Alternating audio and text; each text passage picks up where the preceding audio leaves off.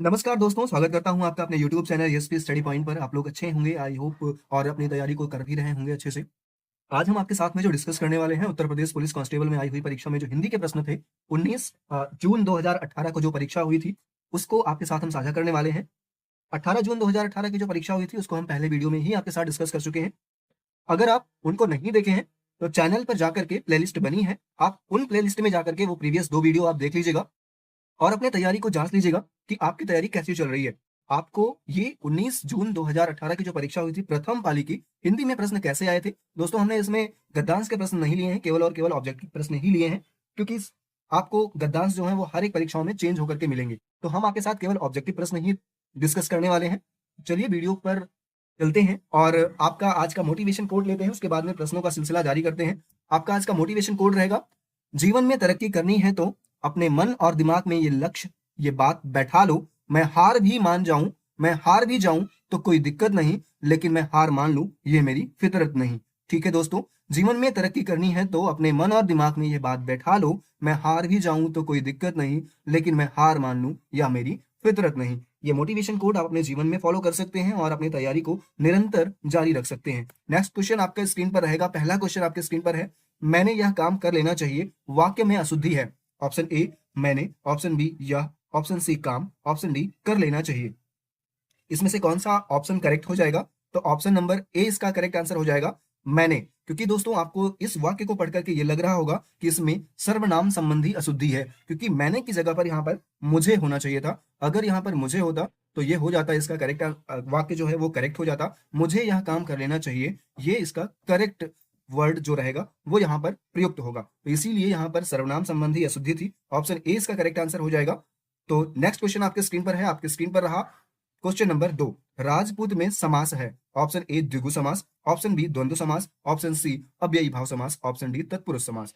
तो इसका कौन सा ऑप्शन करेक्ट हो जाएगा? ऑप्शन नंबर डी इसका करेक्ट आंसर हो जाएगा, राजपूत में तत्पुरुष समास है। इसका अगर आप समास विग्रह करेंगे तो ये राजा का पूत आएगा, राजपूत। ठीक है, तो यहां पर हो जाएगा संबंध तत्पुरुष समास। ठीक है, बाकी ना तो यहाँ पर द्विगु समास होगा, ना ही द्वंद्व समास होगा और ना ही अव्ययी भाव समास होगा। द्विगु समास में प्रथम जो पद होता है वो संख्यावाची होता है, द्वंद्व समास में आपका होता है दोनों पद प्रधान होते हैं, अव्ययी भाव समास वो होता है जो किसी न किसी अव्यय से मिलकर के बने होते हैं, उन्हें अव्ययी भाव समास कहते हैं। ठीक है, नेक्स्ट क्वेश्चन आपके स्क्रीन पर क्वेश्चन नंबर 3, आम खाया जाता है में कौन सा वाच्य है? ऑप्शन ए कृतवाच्य, ऑप्शन बी कर्मवाच्य, ऑप्शन सी भाववाच्य, ऑप्शन डी क्रियावाच्य। करेक्ट आंसर आपका हो जाएगा दोस्तों ऑप्शन नंबर बी इसका हो जाएगा करेक्ट आंसर, आम खाया जाता है। ऑप्शन नंबर 20 का करेक्ट आंसर हो जाएगा क्वेश्चन नंबर 3 का कर्मवाच्य। ठीक है, तो इसमें क्रमवाच्य हो जाएगा, option number B is the correct answer. चलते हैं नेक्स्ट क्वेश्चन पे। नेक्स्ट क्वेश्चन आपका रहेगा, निम्नलिखित में से अव्यय है। ऑप्शन ए वर्तमान, ऑप्शन बी नया, ऑप्शन सी तथा, ऑप्शन डी सुंदर। तो इसका कौन सा करेक्ट आंसर हो जाएगा? अव्यय किसे कहते हैं दोस्तों? जिस शब्द के प्रयुक्त होने से लिंग या वचन में कोई भी परिवर्तन ना हो उसको हम अव्यय बोलते हैं। तो यहाँ पर कौन सा ऐसा शब्द दिया गया है जिसके प्रयुक्त होने पर कर्ता कि लिंग वचन कारक पर कोई भी परिवर्तन नहीं होगा, कोई भी फर्क नहीं पड़ेगा? इसमें ऑप्शन सी आपका हो जाएगा, तथा एक अव्यय है। ठीक है, नेक्स्ट क्वेश्चन आपके स्क्रीन पर है क्वेश्चन नंबर 5, हिंदी में अल्प विराम का चिन्ह है। Option A B C D, आपके सामने ऑप्शन दिए गए होंगे, आपको स्क्रीन पर दिख भी रहा होगा। इसमें से अल्प विराम कौन सा शब्द होता है? तो ऑप्शन नंबर डी इसका करेक्ट आंसर हो जाएगा। दोस्तों आपको बताना चाहूंगा, ये जो आपका हो जाएगा ये प्रश्नवाचक चिन्ह बोलते हैं इसको बोलते हैं पूर्ण विराम, इसको बोलते हैं विस्मयादि बोधक सूचक अव्यय, सॉरी विस्मयादि बोधक जो चिन्ह होता है वो इसको बोलते हैं, जो ऑप्शन नंबर सी में दिखाया गया। ठीक है, क्वेश्चन नंबर 6 रहेगा आपके स्क्रीन पर, नाक कटना मुहावरे का अर्थ है। ऑप्शन ए खून बहना, ऑप्शन बी बदनामी होना, ऑप्शन सी नुकसान होना, या फिर ऑप्शन डी इज्जत करना। इसमें से कौन सा ऑप्शन हो जाएगा? नाक कटने का मुहावरा जो है वो कौन सा अर्थ होता है इसका? मतलब कि नाक कटने का अर्थ होता है बदनामी होना। ठीक है, तो यहाँ पर कौन सा ऑप्शन हो जाएगा? ऑप्शन नंबर बी इसका करेक्ट आंसर हो जाएगा दोस्तों। ठीक है, चलते हैं क्वेश्चन आपके स्क्रीन पर है, काला अक्षर भैंस बराबर लोकोक्ति का सही अर्थ कौन सा होगा? पढ़ा लिखा ना होना, ऑप्शन बी गूंगा होना, ऑप्शन सी विद्वान होना, ऑप्शन डी मूर्ख होना। तो काला अक्षर भैंस बराबर का अर्थ क्या हो जाता है आपका? ऑप्शन नंबर ए पढ़ा लिखा ना होना, मूर्ख होना मत लगा दीजिएगा, क्योंकि इसमें मिलते जुलते ऑप्शंस आपको लग रहे होंगे कि मूर्ख होना होगा, लेकिन तो ये मूर्ख होना नहीं होगा। काला अक्षर भैंस बराबर का जो अर्थ होता है वो होता है आपका पढ़ा लिखा ना होना, ये लोकोक्ति होती है इसकी। ठीक है, क्वेश्चन नंबर 8 हो जाएगा आपका, अद्भुत रस का स्थायी भाव है। इसमें से कौन सा अद्भुत रस का अस्थायी भाव है? 4 ऑप्शन दिए गए हैं।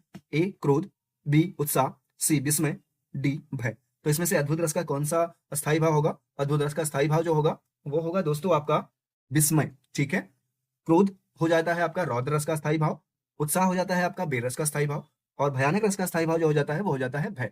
ठीक है, नेक्स्ट क्वेश्चन आपका स्क्रीन पर 9 नंबर क्वेश्चन, वो होगा आपका सोरठा के प्रथम चरण में कितनी मात्राएं होती हैं?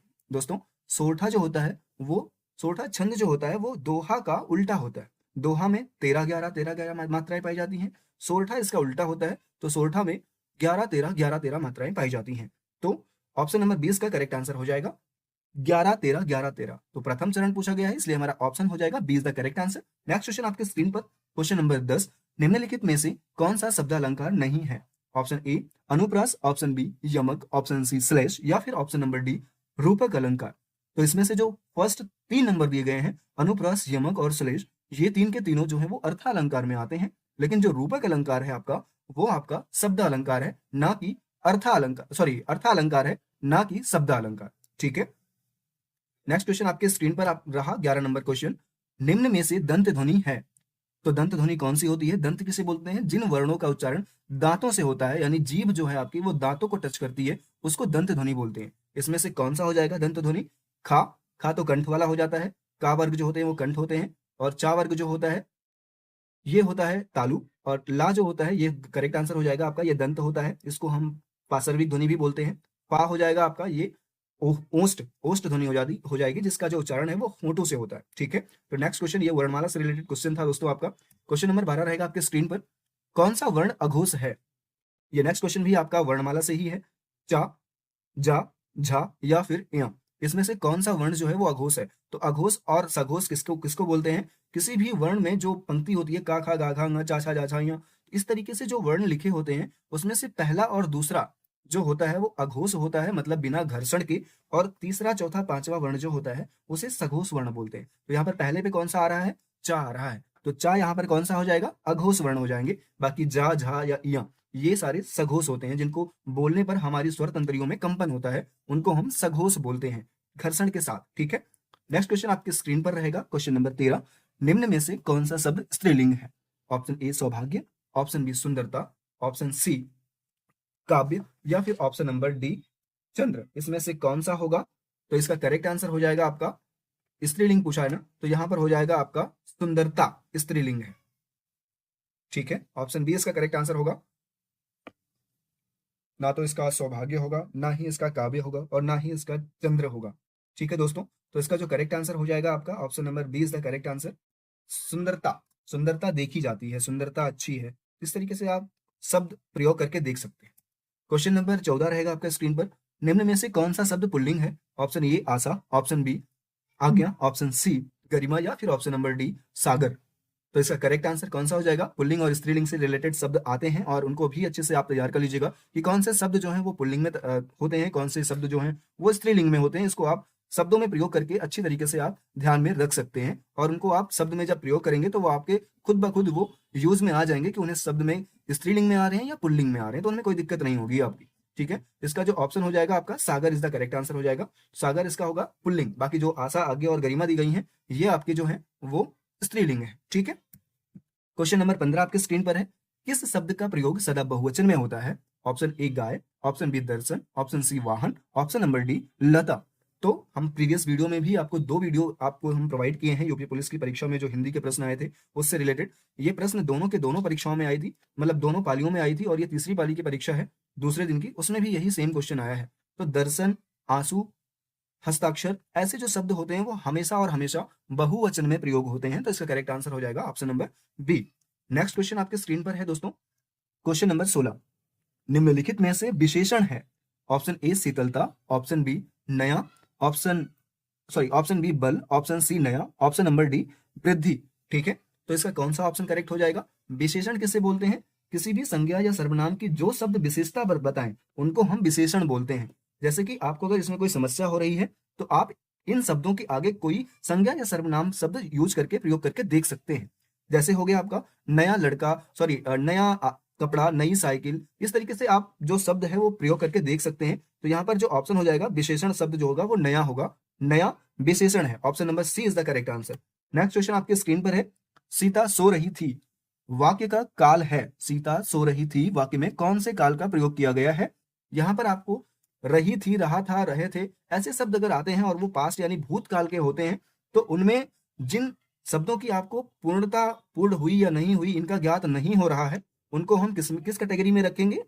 अपूर्ण भूत में रखेंगे। पूर्ण भूत में तो ये रह नहीं सकती, क्योंकि ये कार्य जारी था, और उसके बाद में सामान्य भूत भी नहीं होगा, संदिग्ध भूत भी नहीं होगा। तो करेक्ट आंसर इसका होगा ऑप्शन नंबर सी, अपूर्ण भूत। सीता सो रही थी। नेक्स्ट क्वेश्चन आपके स्क्रीन पर है, निम्नलिखित में से तद्भव है? गांव ऑप्शन ए, अमृत ऑप्शन बी, उच्च ऑप्शन सी, और एकत्र ऑप्शन नंबर डी। कौन सा ऑप्शन करेक्ट होगा दोस्तों? तो इसका करेक्ट आंसर हो जाएगा आपका ऑप्शन नंबर ए, गांव। गांव का जो तत्सम होता है वो होता है ग्राम। बाकी जो तीनों शब्द दिए गए हैं वो ऑलरेडी तत्सम शब्द में ही यूज हुए हैं। तत्सम शब्द और तद्भव शब्द उसे कहते हैं। तत्सम शब्द होता है जो संस्कृत का ज्यों का त्यों हम यूज करते हुए चले आए हैं, और तद्भव शब्द उसे कहते हैं जो संस्कृत से चेंज होकर के हम अपनी भाषा में उसे परिवर्तित कर लिए हैं, उसको बोलते हैं तद्भव शब्द। ठीक है, तो इनमें कोई कंफ्यूजन नहीं होना चाहिए। क्वेश्चन नंबर 19 रहेगा आपके स्क्रीन पर, निम्नलिखित में से तत्सम है। फिर से अगेन तद्भव तत्सम से रिलेटेड क्वेश्चन आ गया। ऑप्शन ए होगा इसका गधा, ऑप्शन बी गाय, ऑप्शन सी घड़ा, या फिर ऑप्शन डी ग्राहक। तो इसका करेक्ट आंसर हो जाएगा आपका ग्राहक। ग्राहक का जो तत्सम होता है, सॉरी, ग्राहक का जो तद्भव होता है वो होता है गाहक। ठीक है, बाकी घोड़ा का, सॉरी, घड़ा, गाय और गधा ये सारे तद्भव हैं, ये तत्सम नहीं है। ठीक है, क्वेश्चन नंबर 20 हो जाएगा आपका, जल का पर्यायवाची नहीं है। ऑप्शन ए नीर, ऑप्शन बी समीर, ऑप्शन सी सलिल, ऑप्शन डी अंबु। तो इसमें से कौन सा जल का पर्यायवाची नहीं है दोस्तों? तो यहाँ पर नहीं पूछा गया है, तो यहाँ पर कौन सा हो जाएगा? करेक्ट आंसर आपका हो जाएगा ऑप्शन नंबर बी, क्योंकि यहाँ पर नहीं पूछा गया है। बाकी नीर, सलिल, अंबु, तोय ये सारी जो होते हैं वो जल के पर्यायवाची होते हैं, यानी पानी के पर्यायवाची होते हैं। लेकिन यहाँ पर वात हो गया, समीर हो गया, हवा हो गया, ये सारी चीजें जो है वो, ये सारे शब्द जो है वो हवा के पर्यायवाची हैं, वायु के पर्यायवाची हैं। ठीक है, तो समीर यहाँ पर करेक्ट आंसर होगा option number B. Next question आपके स्क्रीन पर है, क्वेश्चन नंबर 21, जटिल का विलोम होगा। ठीक है, क्या पूछा गया है आपसे? जटिल का विलोम होगा, तो यहाँ पर कौन सा हो जाएगा? ए कठिन, बी ऋण, सी सलिल, या फिर डी मुश्किल। तो जटिल का विलोम पूछा गया है, खास करके ध्यान दीजिएगा। जटिल का विलोम यहाँ पर हो जाएगा आपका सरल। बाकी जटिल का विलोम ना तो कठिन होगा, ना रूढ़ होगा, और ना ही मुश्किल होगा। तो करेक्ट आंसर कौन सा होगा यहाँ पर? क्वेश्चन नंबर 21 का आंसर करेक्ट होगा सी। क्वेश्चन नंबर 22, वर्ण का अर्थ नहीं होता है। ऑप्शन ए अक्षर, ऑप्शन बी रंग, ऑप्शन सी जाति, या फिर ऑप्शन नंबर डी सुंदर। तो वर्ण के जो होते हैं वो कई सारे अर्थ होते हैं, समानार्थी होते हैं। तो वर्ण मतलब अक्षर भी होता है, रंग भी होता है, जाति भी होती है, लेकिन जो सुंदर होता है दोस्तों, ये वर्ण का पर्यायवाची या वर्ण का अर्थ नहीं होता है। ठीक है, तो इसका करेक्ट आंसर हो जाएगा आपका option number D. Next question आपके स्क्रीन पर है, जिसे करना बहुत कठिन हो के लिए एक शब्द क्या होगा? दुष्कर, पुष्कर, दुर्जय, या फिर दुराग्रह। तो जिसे करना कठिन हो उसको क्या बोलेंगे एक शब्द में हम? दुष्कर। ठीक है, बाकी जो आज्ञा मानने वाला हो, आज्ञा मानने वाले के लिए एक शब्द क्या होगा? इस क्वेश्चन का आंसर आप कमेंट बॉक्स में जरूर दीजिएगा, हमें आपके आंसर का इंतजार रहेगा। नेक्स्ट क्वेश्चन आपके स्क्रीन पर रहेगा दोस्तों, क्वेश्चन नंबर 24, अली और अली का सही अर्थ देने वाला शब्द युग्म कौन सा होगा? शब्द युग्म दिए गए हैं आपके स्क्रीन पर, सखी और भंवरा, भंवरा और सखी, भंवरा और कली, सखी और भंवरा। तो अगर अली और अली दिया गया है, तो जिसमें बड़ी की मात्रा होती है अली में, वो हो जाता है आपका सखी, और जिसमें छोटी की मात्रा होती है वो हो जाता है आपका भंवरा। तो इसमें से करेक्ट आंसर कौन सा होगा आपका? ऑप्शन डी और ऑप्शन ए दोनों सेम दिए गए हैं यहाँ पर। ठीक है, तो यहाँ पर करेक्ट आंसर कौन सा हो जाएगा आपका? ये दोनों करेक्ट आंसर हो जाएंगे। ठीक है, तो यहाँ पर ये दोनों करेक्ट आंसर हो जाएंगे, ए और डी। नेक्स्ट क्वेश्चन आपके स्क्रीन पर है, क्वेश्चन नंबर 25, अपमान में उपसर्ग है।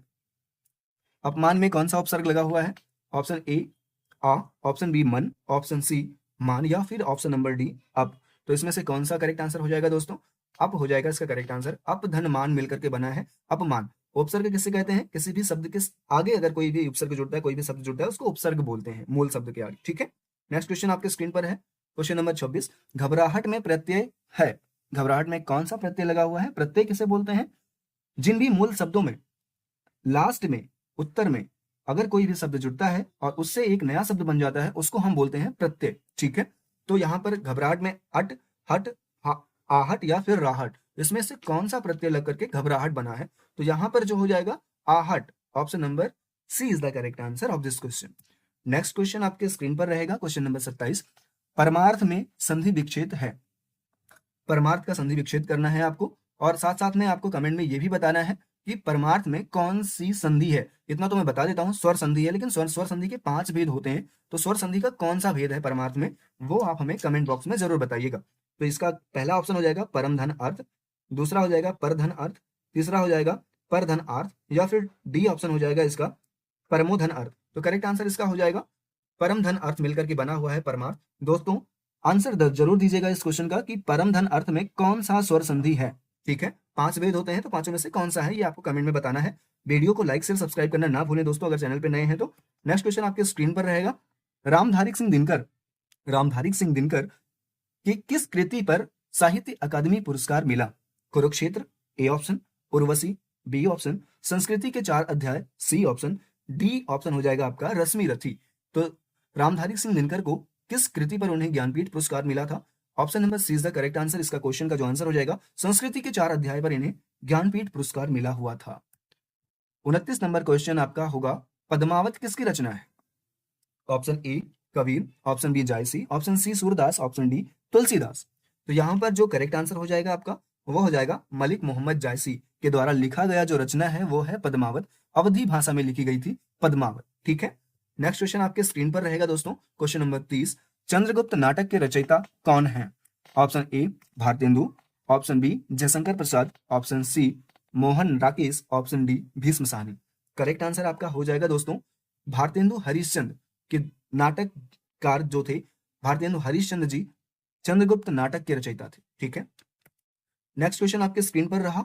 भारत भारती के रचनाकार हैं Maithili Sharan Gupt, option B Ramdhari Singh Dinkar, option C Jaishankar Prasad, option D Makhan Lal Chaturvedi. इसमें से कौन सा ऑप्शन करेक्ट हो जाएगा? तो करेक्ट आंसर हो जाएगा इसका मैथिली शरण गुप्त जी के द्वारा भारत भारती रचना जो है वो लिखी गई थी। दोस्तों thank you so much video को देखने के लिए, और चैनल पर नए हैं तो लाइक से सब्सक्राइब करना ना भूलें, और प्रीवियस वीडियो जो आप नहीं देखे हैं उनको आपसे आग्रह है कि आप उन्हें जाकर के देखिए, आपकी तैयारी में वो महत्वपूर्ण रहेंगे, इतना मैं जरूर कह सकता हूँ। आज के वीडियो पर यहीं विदा लेते हैं आपसे, और मिलते हैं आपसे नेक्स्ट वीडियो में। तब तक के लिए लेते हैं विदा। जय हिंद जय भारत।